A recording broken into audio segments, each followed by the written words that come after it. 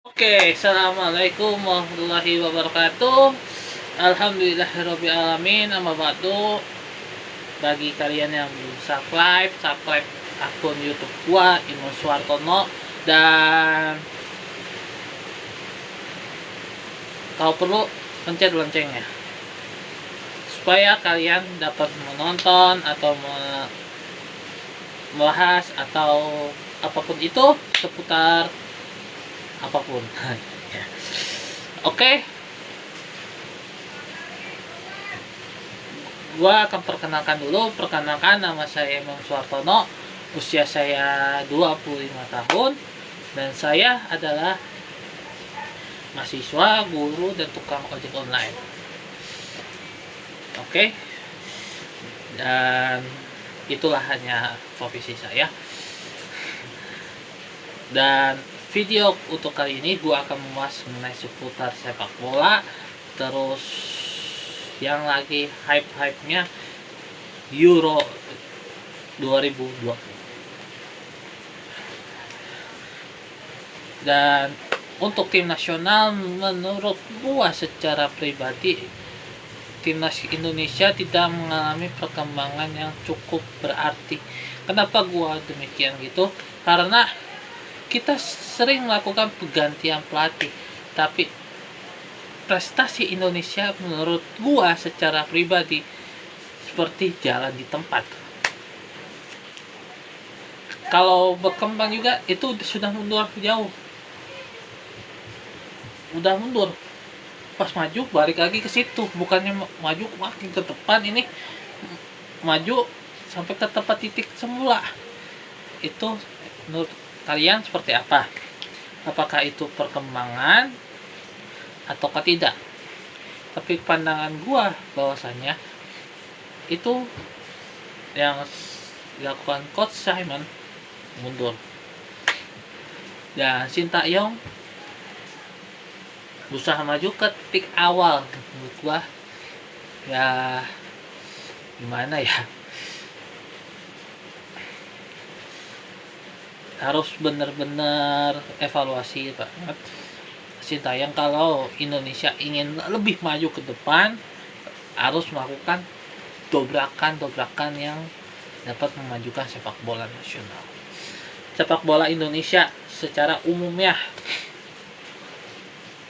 Dan untuk federasi, gua berharap ini bisa sebagai cambukan terbesar dan rakyat Indonesia, bahwasanya jangan patah harapan untuk terus berharap. Kalau kita bisa masuk Piala Dunia, kalau kita tuan rumah. Kenapa gue mengatakan kalau kita menjadi tuan rumah? Ya iyalah, U20 aja, Piala Dunia U20 di Indonesia, dan kita, tim nasional kita lolos otomatis. Karena apa? Kita tuan rumah. Kalau kita bukan tuan rumah, kita nggak bakalan lolos ke Piala Dunia U20. Benar tidak? Apakah pernyataan gua ini salah? Ya menurut gua ya sah saja gua mengatakan ini. Ya ini argumen gua, ini pendapat gua, itu terserah gua. Dan kalian juga yang menonton pasti punya argumennya masing-masing. Oh, ini kemajuan yang cukup berarti, terus tim nasional kita bisa kok untuk kedepannya lebih baik lagi dari sebelum-sebelumnya. Iya, lebih baik, tapi balik lagi ke titik asal, ke titik awal start kita di situ. Bukan maju ke depan malah mundur. Pas maju lagi kita balik lagi ke start. Kita kapan majunya? Udah di start kita bukannya maju, kita malah jalan di tempat. Itulah sepak bola Indonesia saat ini, ilustrasi yang tepat untuk sepak bola Indonesia seperti itu.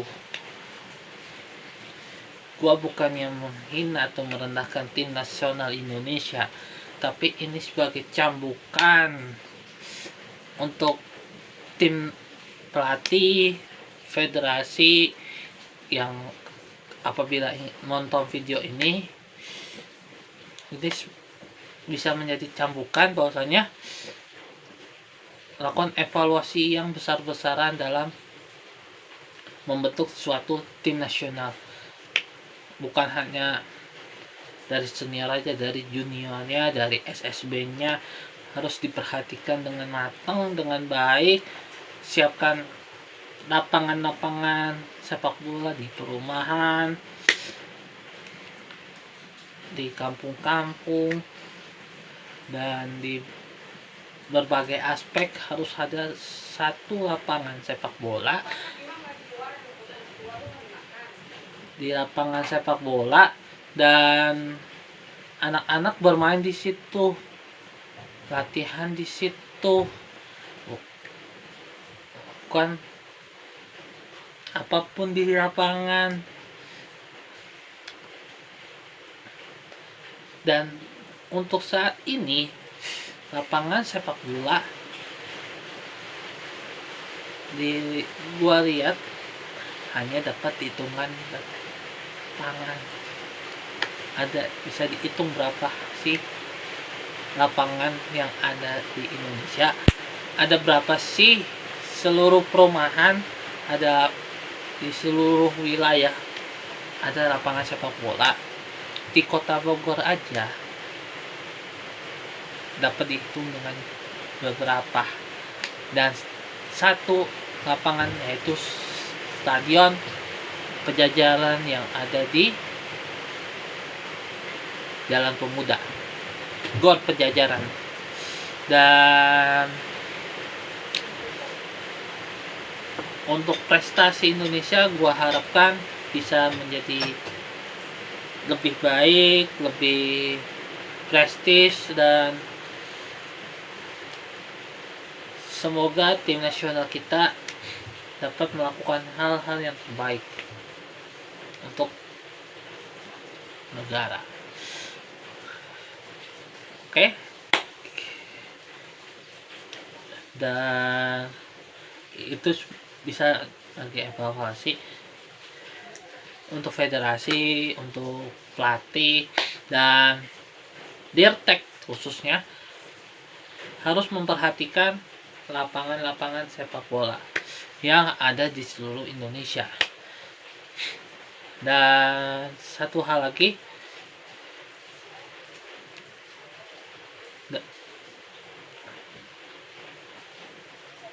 sistem permainan sudah ada, filosofi yaitu Villanueva itu hanya sebuah buku, tapi di lapangan dapat diterapkan atau tidak Villanueva. Kalau Villanueva diterapkan di lapangan dengan baik, dapat dicontoh atau diterapkan di tim nasional atau di klub-klub atau di sektor-sektor manapun, gua yakin kita bisa menjadi tim nasional seperti Prancis dengan filosofi yang menurut gua Prancis itu tidak memiliki filosofi yang pasti ada. Setiap negara pasti memiliki filosofi masing-masing atau cara bermainnya masing-masing. Gimana setiap kepala pelatih kan banyak strategi atau cara bermain, itu hanyalah filosofi. Itu juga termasuk filosofi pelatih, bukan filosofi secara menyeluruh. Kalau tiki taka dari Spanyol itu yang menerapkan adalah Johan Cruyff dari Belanda. Sebuah sepak bola modern itu dari Belanda. Oke, cukup sekian ya video gua.